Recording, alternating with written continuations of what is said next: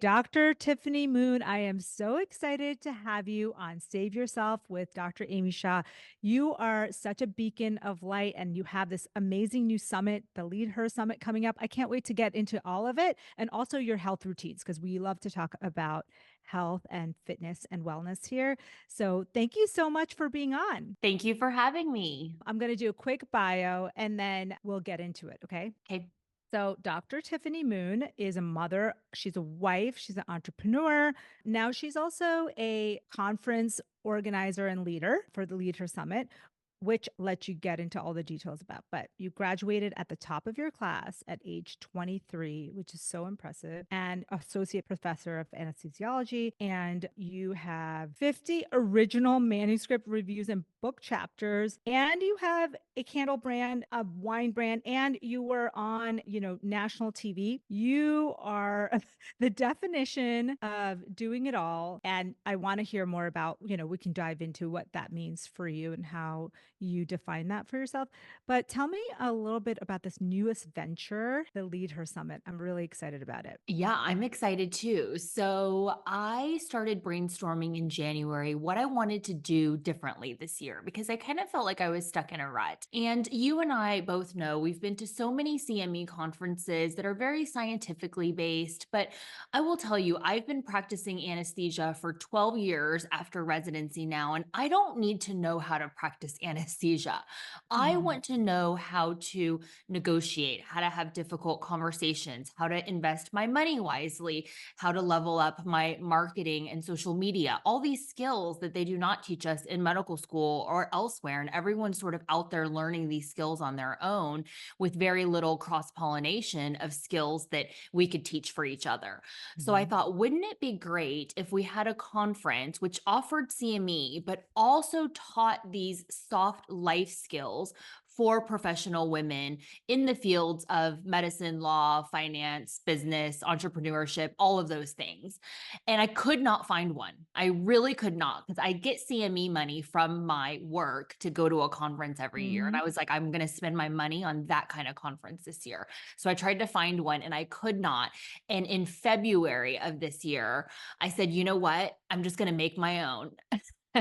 And that's what I am doing. I make mistakes every single day. I am sort of going by the seat of my pants. Luckily, I reached out to a few women who have done similar things, and they have just been so, so helpful. Like, I can't express the level of gratitude to the women who are helping me to plan this conference because, quite simply, I would not be able to do it without them. Yeah, I mean, it is a beast. We've talked about it offline a little bit, but I know with all the things you already do, it is just one, it's like a full-time job that you've taken on top of it. And Another so, full time job. yeah. So before I ask you my follow-up question, what are the dates? So just so people and who can attend? The dates are November 8th through 10th in Dallas. It's at the JW Marriott Hotel, which just opened last year and is beautiful. And anyone can attend. I Okay. mean, I would say our target audience are mid career professional women. Mhm. It is not just for doctors. I have lots of people coming who are lawyers, entrepreneurs, work in finance, but we are offering CME for doctors who need that for their accreditation and recertification and things like that. But I have full conference planning mode. We have programming all day Friday, all day Saturday, ending with like a super glam gala. My friend was Wow. joking and she was like, I think your conference gala is going to be nicer than my wedding reception. And I was Yeah, I like, think it might be. it sounds very, very, very glamorous. Like, I can't even imagine how awesome that's going to be. So, question for you. You've already said you're planning this conference. You still work full time? I'm part-time at the Part time. hospital. I'm point 0.6 FTE, so 3 days a week in the OR. That's still a good amount of It's work. I mean, still a I lot. know. Yeah. And then you have kids that are young, and you have this personal brand that you run, and you are doing probably 5 to 7 other things that, people don't even know about. And so, what is it like? What's your secret? Or do you have a way that you schedule your days, your weeks for women who are maybe wanting to take on more or want to know some tips to do that. Yeah, I schedule my life like a crazy person. I am turning 40 in August, and my husband and I are planning a trip sans kiddos. Wow. And I am like freaking out because I still haven't bought the airplane tickets for it. And it's 4 months away, but it's Yeah. international travel, you know. Yeah. For my day-to-day life, I tend to block out my day in like 15 to 30-minute increments, and I don't waste time. I don't watch TV. I very seldomly am just like sitting and like doing Idle. Yeah. nothing, or, Yeah. even if I'm washing dishes, which I like washing dishes, I'm listening to a podcast Mhm. on like 1.5 speed or whatever. If I'm taking a walk with my dogs, if it's not 100 degrees outside in Texas yet, I listen to a podcast or I do like a meditation, like a walking Mhm. meditation while I'm walking outside. I am in the carpool line at my kids' school, which basically I get in line at 3 p.m. and like nothing happens until 3:30. Like Yeah. literally there's just like 100 SUVs parked outside this school. That's Yeah. carpool. Yeah. So I schedule phone calls and other things for, I'll be like, hey, can you talk Tuesday at 3? And the person's Yeah. like, yeah, sure. And I'm taking that call from my car. I'm just very intentional with the use of my time, which takes practice and takes advanced planning and thought. Like even last Friday, I got a manicure and scheduled a conference call to be done while my fingers are being I done. love that. Yeah, so people say you shouldn't multitask. I think it depends on what your Yeah. definition of multitasking is, but for this kind of thing, when it's like passive multitasking and I'm not really switching between two tasks that require my brain power, I think, as a busy mom and professional, you have to find these little pockets of time to multitask, or else there's just not enough time in the day to get everything done. I love that. Do you time block at the beginning of the day or the night before? Yes, usually the Mhm. night before Mhm. or 2 days before, Okay. and I'll look at my schedule for the next day, and I'll usually text the person, like, "Are we still on to Zoom at 1 PM tomorrow?" Or I'll text my hairstylist and be like, "Still on for a blowout at Mhm. 9 AM?" Question mark. Mhm. So I always confirm, and then I time block, and my assistant has access to my calendar, and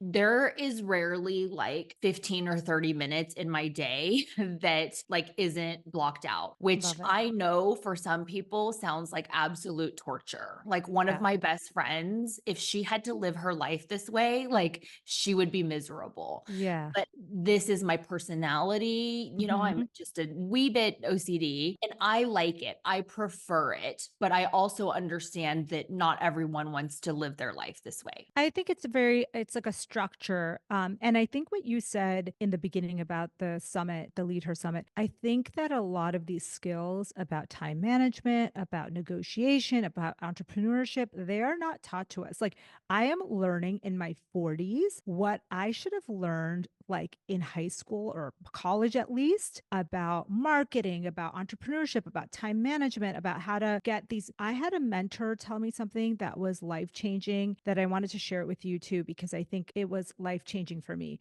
This just happened a couple of months ago. He said that by scheduling yourself, make sure that there's times in the day that you actually keep for reflection. And then he's like, the reason why is that say you have a big meeting, say you have these back to back things, and you have no time all day and you didn't schedule any time for reflection or whatever we want to call it, meditation, reflection, walk, whatever. And you end up at the end of the day and you can't really do the big things you want in your life if you're never actually reflecting on what happened and how you want to go to the next level or like how you're going to approach that next thing and be intentional. And for me, that was such a game changer because I thought even my downtime had to be scheduled. Like I had to put a book in there, I had to put a call in there. And what I did is I put in 20-minute blocks 3 or 4 times a day, and it's nothing, like literally nothing. And what happened is if a meeting ran over a little bit, it's okay because I still have 15 minutes left. I wasn't as rushed and I had time to actually process and have big ideas about, oh my God, this is what I want to do. And sometimes the 20 minutes ends up being a little bit longer, but that reflection time nobody told me that it was okay to have, reflection time when I was in med school. In med school, they were like, when we are in our training and even through the years, and my kids are a little bit older than yours, so I probably have a little more leeway, but it's like there was no, I thought I would feel guilty. Like, oh my God, 15 minutes to 20 minutes to myself just to walk and think. Like that was not a part of my routine years ago. So I think that that really has helped me. But I think these are things that nobody teaches us. Like nobody teaches how to negotiate. Nobody teaches us how to pick the right business partnerships or to pick the right partners in our as we grow. Like you're actually, I have to thank you so much. I think a couple of years ago, you were the one who was like, having an assistant changed my life. And I was like, oh, really? Why? And you told me all the reasons. And I was like, oh my God, this is something that was the first time I even thought about doing that. So thank you. I just wanted to take a break here and tell you that I will be speaking at the LeadHer Summit. I am so excited to be a part of it. I'm really, really blown away by the speakers and the opportunities. I hope you'll be able to make it. I actually have the ability to give you $300 off your ticket if you use the code Dr. Amy, DRAMY. So if you want to come to the LeadHer Summit in Dallas, and I know you've heard Dr. Tiffany Moon talk all about it. I think it's a wonderful chance to meet other women in this space who are going through the same struggles that you are. I'm very, very excited to speak there and to meet all of you. If you're interested, use the code Dr. Amy to sign up. You'll get 30% off, and maybe we'll do a little meetup with everyone who's used the code when we get there. It's DRAMY. Excited to see you there. Let's get back to it. How do you fit in your workouts? Because, everyone listening here is probably like, wait, she looks so great. She's always put together. Like, how does it work with your workouts and your hair? Like, I mean, this is a personal question. Hair, post workout. Like, I went to hot yoga on Sunday and I'm still kind of like trying to recover from that. I'm going to be honest with you. Everything around my life revolves around which day I'm going to wash my hair. Yeah, I No see. lie. I wash my hair 2 times per Yeah. week. Yeah. It is usually on a Thursday and a Sunday. Yeah. Thursday, I get a blowout. Sunday, I usually wash it myself. Yeah. So the things that are going to mess up my hair can only be done on Sundays and Thursdays. Luckily for me, I have a personal trainer who like gets me to lift heavy weights and make sure that I'm using correct form. Yeah. And so I train with him on Thursdays. His name's Jacoby. And on Sundays, I do hot yoga. It's the only day I Yes. go to hot yoga because I come out looking like, Yeah. wet. Yeah. That's how I, The other days I will do workouts. Usually Pilates is my new fave. I've been going to solid core a lot. And that, even though it's a really good workout, does not mess up my blowout. So I 100%. work out about 3 to 4 times a week. I think that's enough. I don't think that anyone needs to work out every single day. Other people disagree. That's fine. I work out 3 to 4 days a week, 2 times Pilates, 1 times weight training, and 1 time of hot yoga. And a blowout, weekly blowout with my hairstylist. She comes to my house every Thursday at 8 a.m. And Mhm. while she is blowing out my hair, I am working on emails or updating my social media feed or whatever. But, I'm working. I'm not just like sitting there hanging out or chit chatting, which, I know that chit chatting sometimes is like, oh, you're catching Yeah. up with an old friend and things like that. But whenever I'm having things done, I work. I love when you said about the nail. I hate getting my nails done. I like dread it because exactly what you said, like you can't do anything when you're getting your nails done. And so I just feel like it's this waste of time. So luckily I have a teenage daughter, which unfortunately or fortunately, she's into all this stuff now, especially getting her nails. She wants to do stuff like that. So sometimes we'll do that as kind of bonding time for us because we're both without our phones and you know how that goes. That's like a very limited window with a teen, but thank you for sharing that. I think that helps. What about your diet? What does that look like? Diet is probably something that I could improve on. I just scarfed down pad thai from a local Thai restaurant. I order a lot of to go. My credit card bill is a lot of Postmates, DoorDash, Favor, ordering from my favorite restaurants.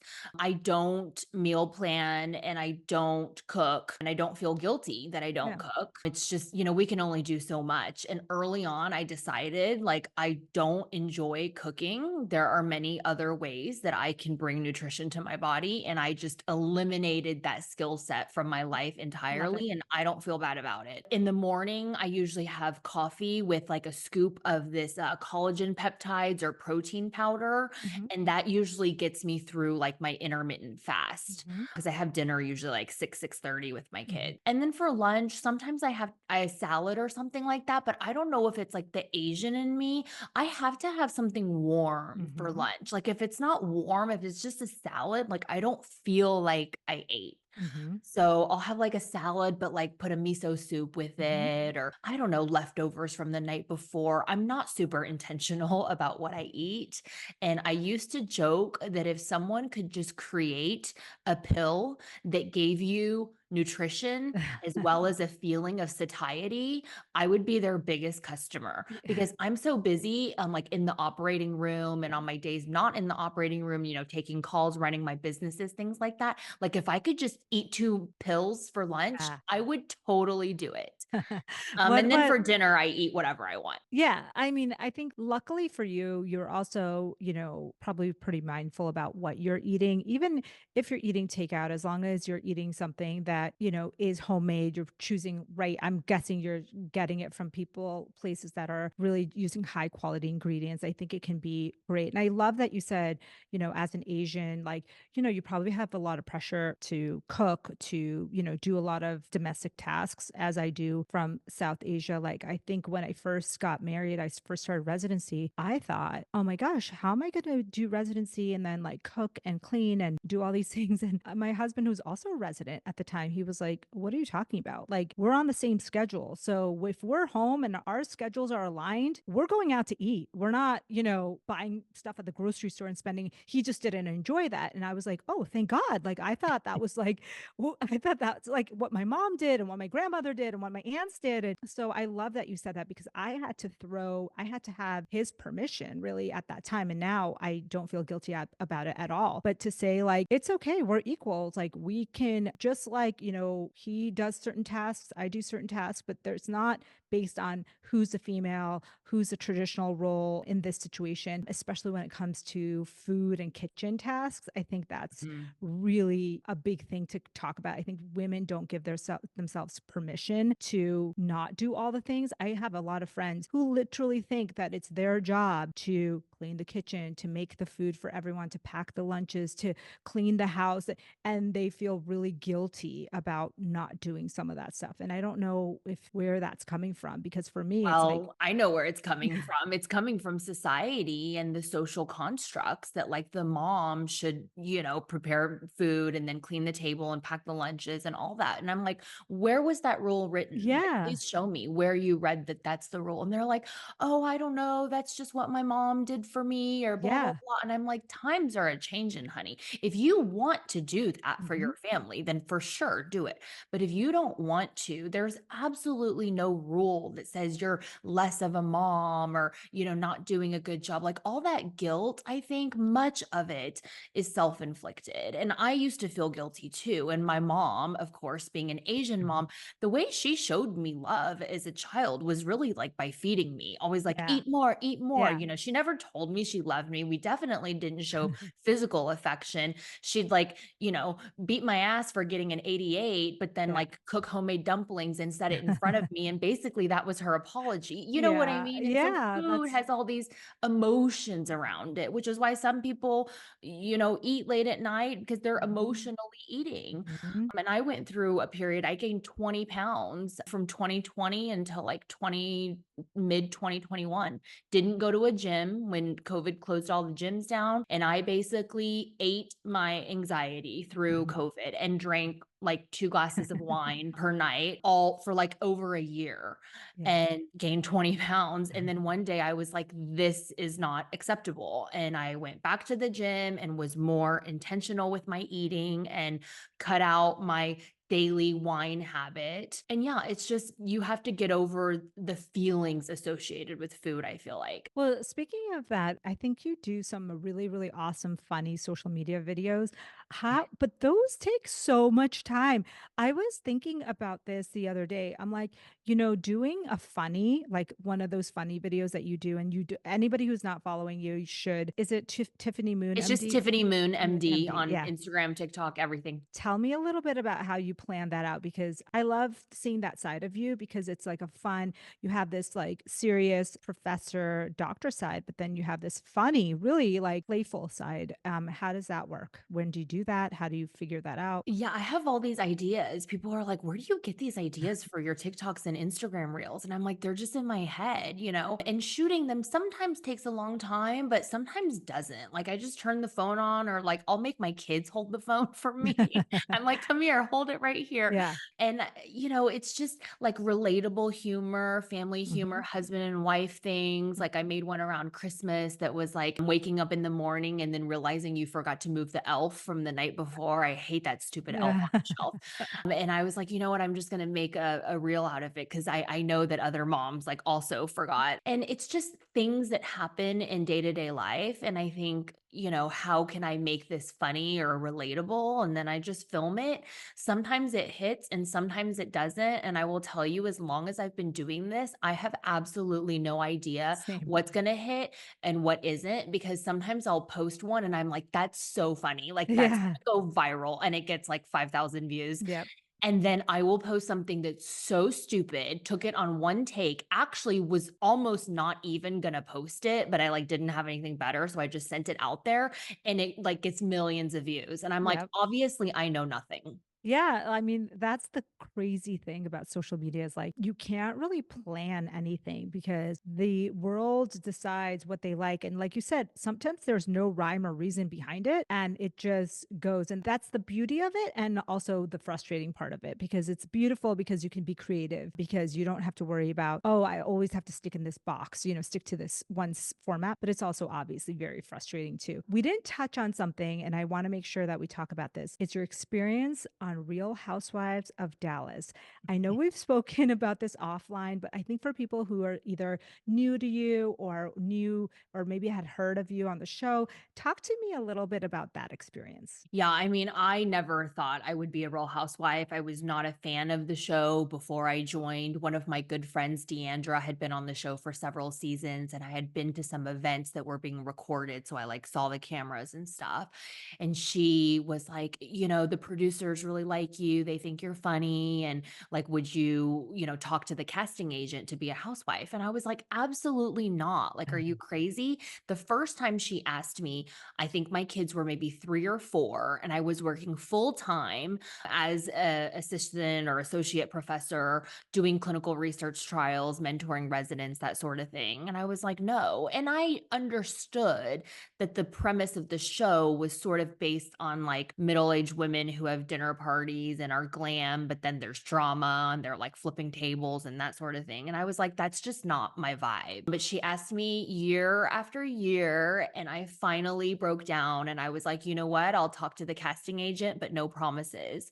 And then the pandemic happened, which of course none of us had any Mhm. inkling.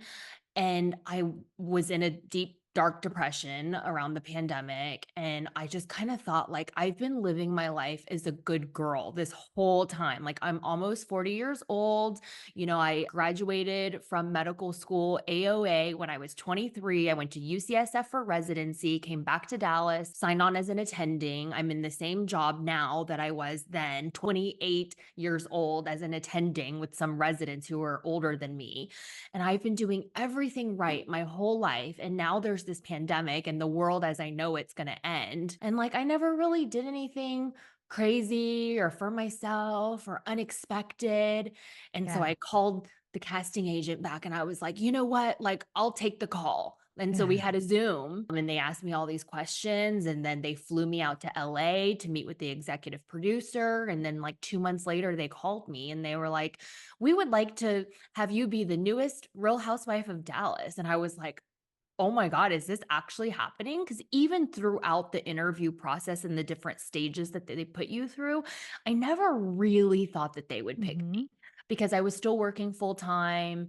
And I kept reminding them that I had 2 young children at home and no matter what, that they would always be my number one priority. And I don't know, I guess like the playing hard to get worked because Love it. yeah, and even when we started filming, I had a lot of reservations, like, "Is this the right thing that I'm doing?" But now that the show's done and I've been, off the air for 3 years, like, I'm glad that I did it. I don't regret doing the show. There's probably a few things I regret saying or doing on the show, but as a whole, I don't regret doing it. It opened up a lot of doors for me. I do think it's important that I was the first Asian American housewife on all the franchises, not just Dallas, and also the first medical doctor. And, like I said, it opened up a lot of doors for me, and I'm eternally grateful for that. Would you do anything like that again? I get asked that all the time too. There's some right now, there's like some rumor swirling that they're rebooting Dallas and I'm going to be on it. And I was like, oh, that's news to me because nobody told me that. My friend sent me a text message from one of those Bravo Yeah. gossip websites and said, "Is this true?" And I read it and it said they're going to reboot Dallas and it's going to be centered around Dr. Tiffany Moon. And I said, "Well, if that's true, like I know nothing about it. No, Yeah. nobody has contacted me from Bravo. Would I? Maybe, but have they asked? No, they have not." That and I think, I'm glad I'm talking to you now because I think it's like different stages. I think you probably had mixed feelings closer to the end of the show. Is that true? Like, has it changed over time? Yes. During at the beginning of the show, when I first started filming, it was really bad. I literally felt like I was being hazed by some of the other women, being pushed in a swimming pool and just made fun of. And I would tell the producers that if I had to be in the OR the next day, that I had a hard out at 10 p.m. Mhm. And then the other women would make fun of me and say that I was boring and going home at 10 and just all sorts of things. I literally felt like I was being hazed. So the first month of filming was really bad. And then it started to get better, like, in after the first half, but all of filming is 12 weeks. Like, it's crazy, Wow. because I tell people, I've done so many wonderful things in my life, and filming for Real Housewives was 12 weeks of my life, That's but it's nothing. probably, like, what people know me most for, right? That's right. So, That's so yeah, crazy. just 12 weeks. Wow. And you said it opened a lot of doors for you. I know you're like an entrepreneur, you're doing all these things. So obviously you talked about the big project that you're working on, but what's next for Dr. Tiffany Moon? Being on Housewives, even though I'm grateful for it, probably wasn't like the most female empowering thing that I do because I always say I want to lift other women up in this world. I have daughters, and so many friends that have helped me in life. And what I really want to make my life's work is to help other women. And maybe Housewives might have, been two steps back in terms of that mission. So now, because I'm planning LeadHer Summit, I really want to put out there that I want to help women use the skills that we're going to teach them at the conference to amplify their lives, both professionally and personally. Because we're talking, like you said, about marketing, negotiation, legal pitfalls to avoid, how to invest the money that you've Mhm. earned, just all sorts of useful life skills that I felt like it's hard to learn elsewhere. And where else to do it but in a room with hundreds of other professional badass women who are also trying to amplify their lives, because I feel that there's a great synergy when we cross pollinate, and Yeah. even when you and I have worked together in the Yeah. past and promoted and supported each Yeah. other's endeavors. So really that's what the conference is all about. So tell me some of the skills that they will get. So I agree with you that I think one of the big things was for me is been negotiations, marketing, the legal standpoint. And here's the thing. You can get other people to do it for you. Obviously, I'm not a lawyer, so I'm going to have a lawyer, but I want to know the basics. So when the lawyer comes back to me and says, hey, this is what we should do, like I understand what they're saying, or I know where that's coming from, because I think otherwise you go into this like in medical school. So I did nutrition as an undergrad. So I had zero business skills. I think I took a stats class and math, and that like there was nothing outside of like nutrition and medicine for me. And then of course in medical school we get zero training on any of these business skills. When I joined private practice and I became a partner and there was a partner meeting, the first partner meeting, I thought that they were speaking like Japanese because I could not understand what was happening and the numbers that they were like putting up there and the abbreviations. Like I didn't even understand how to read my own expense sheet. And I think that's what we need, like this basic knowledge. We can get people to do it for us, but then we still have to understand where it's coming from. And I think that's what you're saying. Like there's a need, a desperate need for this. I actually ended up taking, I don't know if you've ever heard of B School. Did you ever hear that Yeah, from yeah, Marie yeah, yeah. Forleo? Yeah. Back when I first started, because I was like, I need to know the first thing about business, and I don't. And Marie Forleo basically marketed it to women who said, I'm going to break it down like from step by step by step. And I'm so grateful for that. I'm actually having her, I think next week or the week after on the podcast. And I'm so grateful for that because just like you're saying, there's no other resources. How I can't Google all of this stuff. I wanted it to be kind of organized for me.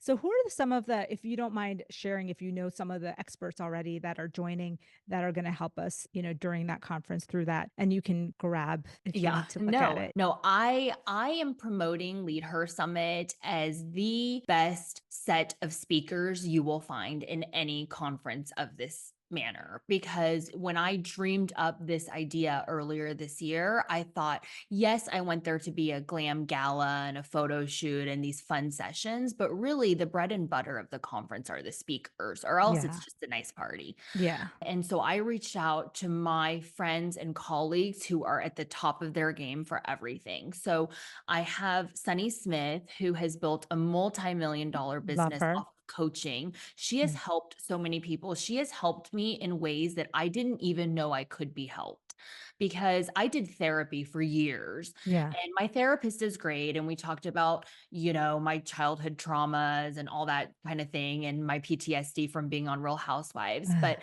I stopped working with my therapist and I started working with Sunny as my coach, because we don't talk so much about the past, but we talk about what we're going to do in the future. And Yeah. she's actually one of the reasons that I even had the fortitude to speak this conference into existence, because she didn't tell me to do it, because a coach isn't supposed to tell you what to Yeah. do. But she's like, well, what do you want? And I'm like, I want to do this conference, but I'm scared. I don't know how to plan. I'm scared. What if people don't register Yeah. and, Want to come. I Yeah. lose $100,000 Yeah. because my friend told me she lost $100,000 Oh planning my her gosh. conference and I don't want to do that. And she was like, what if? She was like, stop all of these limiting beliefs. But what if you actually planned this conference and it went amazing and you had all these people come and you transformed their lives? And I was like, she just kind of like, Switch it for you. yes, yes, gets rid of your limiting beliefs. I have Dr. Bonnie Koo. Her whole Yeah. thing is Love about like her. women and money, right? Because it's like Yes. we work our butts off and now presumably we're making a decent amount of money. I do not know how to invest money. I know No. how to spend money. if if you call buying a Birkin I investment, love it. well then It that is my some people form do. Yeah. exactly. And that is how I invest my money. But all joking aside, like I honestly don't know Mhm. much about managing Yeah. money, IRAs and Roth Mhm. IRAs and things like that. So Bonnie's talking about wealth.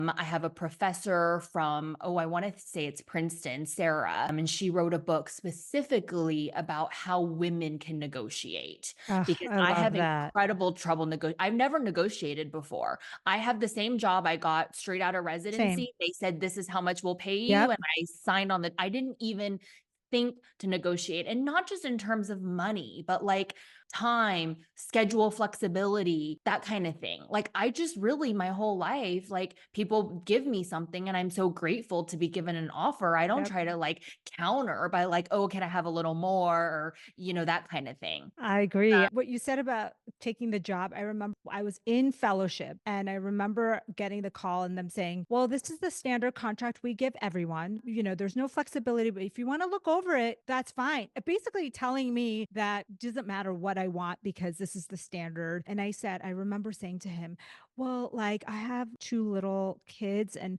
I'm okay going on the lower end of the salary to start with because I know that I wanna spend more time. I was literally like lowballing myself I know. because I felt guilty that I had kids and that I would have to take days off, or I was like, I can work 4.5 days a week or whatever. It's just so silly now that I look back at it, and it's so embarrassing. I still struggle. I'm the same. I have this mantra in my head that I always want everything to be a win-win. So if I'm going to do something with someone, I want them to win just as much as I win. And I think that's a really good way to come at it. But there's also some strong negotiation skills that I've seen other people display and help me with that I thought, whoa, the concept of win-win is great, but if you know how to value yourself better, then the win-win becomes an actual win. It's not just like a gift, like you said, to the other person, like, oh, yeah, sure, I'll do that or I'll do this. Negotiation, I think, is huge. I read that book, Never Split the Difference. I think that was a huge one for me. And I think that helped a lot. But having this kind of skill set is something that,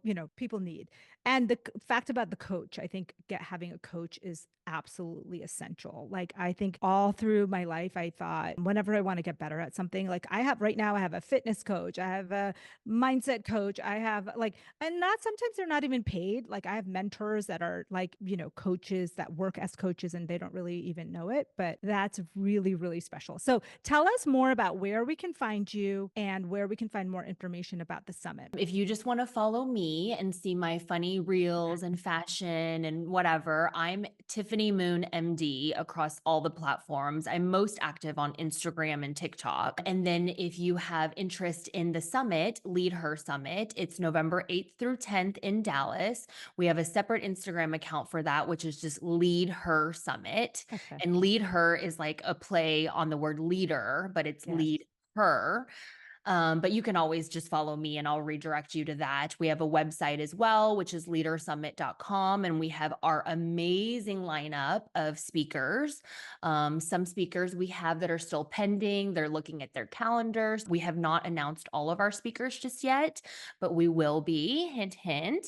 And I'm just hoping that people realize the value of this conference and register because, I didn't even know I was going to be doing this until like 2 months ago. And then I spoke it into existence. I contacted the hotel, I signed a contract, blocked off some rooms, You're hired an amazing. event planner. And I was like, you know what? People were like, wow, you're doing this really fast. Like, when did you start planning this conference? And I'm like, 2 months ago. And we put our website up in 48 hours. Not going to lie, 48 hours we made that website. It's not beautiful, it's not jazzy, but it is functional. And I I think love the it. lesson there is that sometimes, perfect is the enemy of good. Yeah. If it works and it's functional, get it out there. You can make it pretty and jazzy later. But sometimes I think we get so stuck in like, oh, it's got to be perfect before it goes out and all this stuff.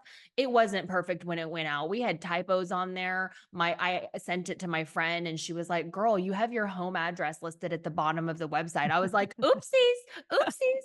I mean, it's not like you I probably do the same couldn't. thing. Yeah. And this is the thing though, like you make mistakes, you fix them and you iterate. It's the Yeah. process of iteration, learning from your mistakes and forging ahead that is life entrepreneurship in a nutshell. No, I love it. Thank you, Tiffany. You're such a wealth of energy, inspiration. And I think a lot of people can learn just from all the things that you do and the energy. I have to say, from knowing you for a couple of years now, I have to look back at how I really was telling actually my team, I was like, sometimes you get this energy from someone that they're really genuine. They really want, like, I'm in your front row and you're in my front row. Like, I genuinely feel like that's the energy that I get. And I hope that other people feel that energy because I think on the internet, it's hard to differentiate between who's like really who they say they are and who they pretend to say they're. And I think it can get confusing, but I wanted to vouch for you and tell people that like are thinking like, is this legit? Is this going to be good? Is this going to be worth my time? I honestly think it's going to be a great event. And I love that you are helping women in this way. So